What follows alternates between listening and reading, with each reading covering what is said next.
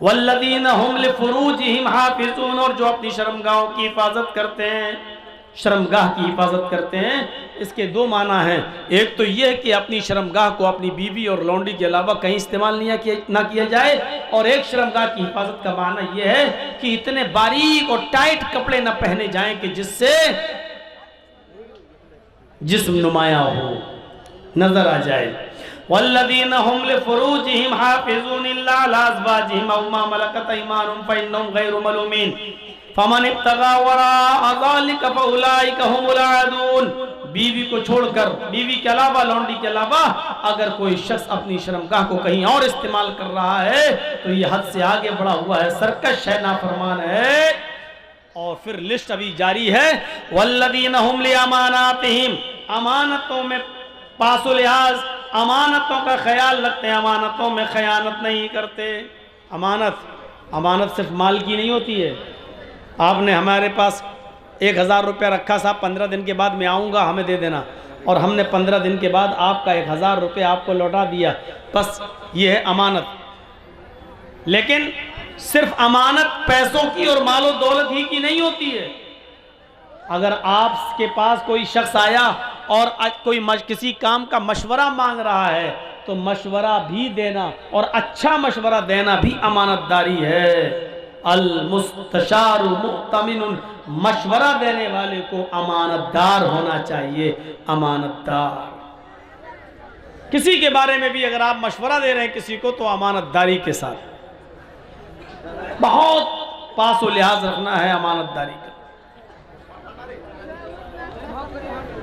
वो आहदिहिम, और अपने अहदो पैमान को, अपने वादे को पूरा करते हैं, जबान के पक्के रहते हैं।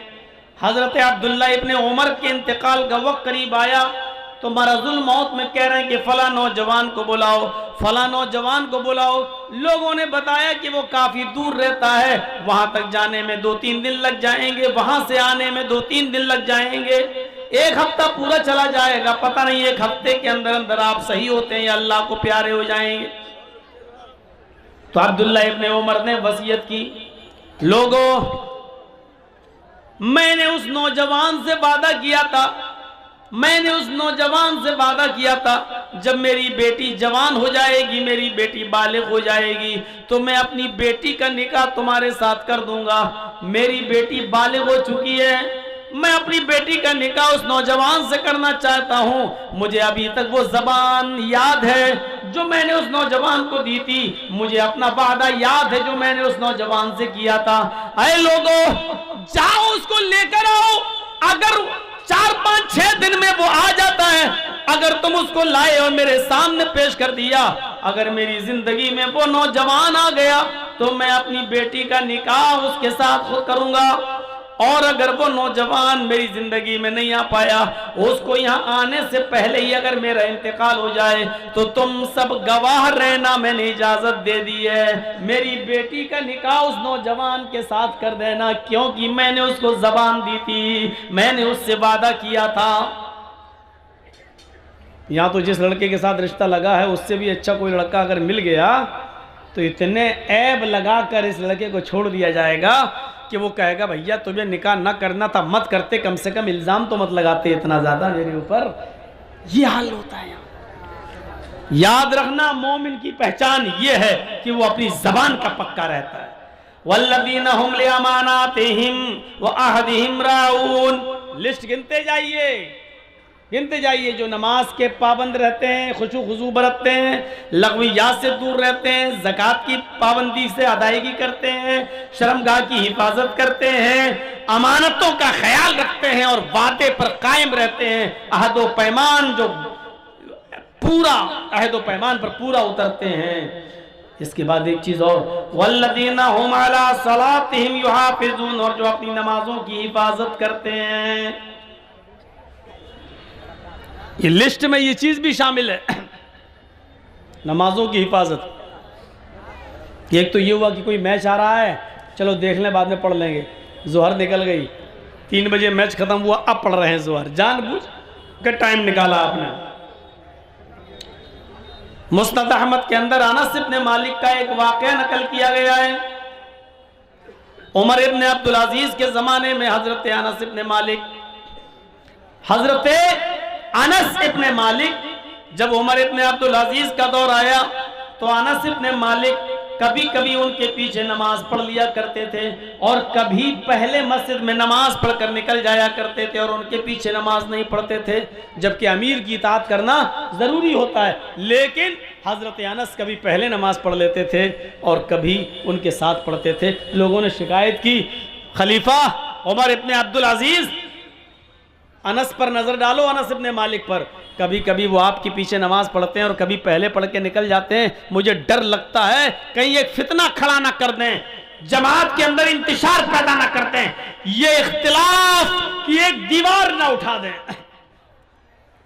उमर इब्न अब्दुल अजीज ने हजरत अनस को बुलाया और हजरत अनस को बुलाने के बाद उनसे पूछा, कभी मैं तुम्हें मस्जिद में अपने पीछे नमाज पढ़ते हुए देखता हूं और कभी देखता हूं कि तुम मुझसे पहले भी नमाज पढ़ के निकल जाते हो, कभी कभी तुम मेरे पीछे नमाज नहीं पढ़ते हो, तुम्हारे दिल में क्या वो मैं जानना चाहता हूं।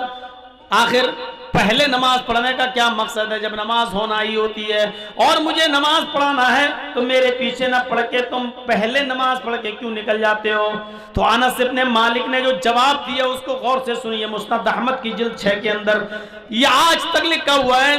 हजरत अनस इब्न मालिक जवाब देते हैं, खलीफतुल मोमिनीन, आए खलीफतुल मुस्लिमीन, अमीरुल मोमिनीन, आपने बिल्कुल सच फरमाया, कभी मैं आपके पीछे नमाज पढ़ लेता हूँ, कभी आपके नमाज पढ़ने से पहले मैं खुद नमाज पढ़ के निकल जाता हूँ, और ऐसा इसलिए करता हूँ आए अमीरुल मोमिनीन, मेरी आंखें मेरी निगाहें जनाब मोहम्मद रसूलुल्लाह के नमाज के औकात को पहचानती हैं, मेरी आंखों ने मोहम्मद रसूलुल्लाह के नमाज के टाइम टेबल को जानती हैं, मेरी आंखें पहचानती हैं कि आप ज़ुहर कब पढ़ते थे, असर कब पढ़ते थे, मगरिब कब पढ़ते थे, इशा कब पढ़ते थे, फजर कब पढ़ते थे। मेरी आंखें जनाब मोहम्मद रसूलुल्लाह की ज़ुहर, असर, मगरिब, इशा, फजर इन नमाजों के औकात को पहचानती हैं। जब आप ज़ुहर और असर, मगरिब और इशा या फजर उस वक्त पढ़ते हैं जब जनाब मोहम्मद रसूलुल्लाह पढ़ा करते थे, तो यकीनन मैं आपके पीछे नमाज पढ़ता हूँ, उस वक्त मैं आपके पीछे नमाज पढ़ता हूँ। लेकिन जब आप नमाज के अव्वल वक्त को छोड़ देते हैं और ज़ुहर असर में देर से आते हैं, जब देर से नमाज पढ़ाते हैं, तो मैं अव्वल वक्त में जो टाइम जनाब मोहम्मद रसूलुल्लाह का था, मैं उस वक्त में ज़ुहर असर मगरिब इशा नमाज पढ़कर मैं निकल जाता हूं, फिर मैं आपके पीछे नमाज नहीं पढ़ता, इसलिए कि मेरी आंखें जनाब मोहम्मद रसूलुल्लाह के नमाज के औकात को, टाइम टेबल को पहचानती हैं। यह है नमाज की मुहाफिजत, यह है मुदावमत सलात, इसको कहते हैं अपनी नमाजों की हिफाजत। 3 बजे पढ़ ली, असर की नमाज 4:30 बजे पढ़ रहे हैं, मगरिब की नमाज मगरिब और इशा के बीच में पढ़ रहे हैं, क्या कर रहे हैं, सब कैरम बोर्ड खेल रहा था, थोड़ा सा बाकी था, सोचा पूरा खेल लूँ उसके बाद में जाऊंगा नमाज पढ़। बेटा बैठ जाओ, यहीं बैठ जाओ, पेशाब लग रहा हो तो यहीं कर लेना, कोई बात नहीं, दिक्कत नहीं, बैठ जाओ, सामने मत खड़े होइए। वल्लज़ीना हुम लिअमानातिहिम व अहदिहिम राऊन वल्लज़ीना हुम अला सलातिहिम युहाफिज़ून। एक लिस्ट बताने के बाद फिर क्या कह रहा अल्लाह, उलाइका हुमुल वारिसून अल्लज़ीना यरिसूनल फिरदौस हुम फीहा खालिदून। यही वो लोग हैं जो वारिस हैं, उलाइका हुमुल वारिसून, यही लोग मालिक हैं, यही लोग वारिस हैं। किसके वारिस हैं? अल्लज़ीना यरिसूनल फिरदौस, जन्नतुल फिरदौस के वारिस हैं। यानी ये काम करने वाले कहाँ जाएंगे? जन्नतुल फिरदौस में, हम फीहा खालिदून, फिर वहां से कभी नहीं निकाले जाएंगे, हमेशा जन्नत के अंदर रहेंगे। ये है वो रास्ते जिस रास्तों पर चलने के लिए हमें इस दुनिया में भेजा गया है। इन रास्तों पे चलिए और उस मकाम को पा जाइए जिस मकाम से आपके बाप आदम को और आपकी माँ हव्वा को निकाला गया है। दुनिया में इन्हीं रास्तों पे चलाने के लिए अल्लाह ताला ने हमें इस दुनिया में भेजा है, ताकि खोया हुआ मकाम हम दोबारा पा जाए।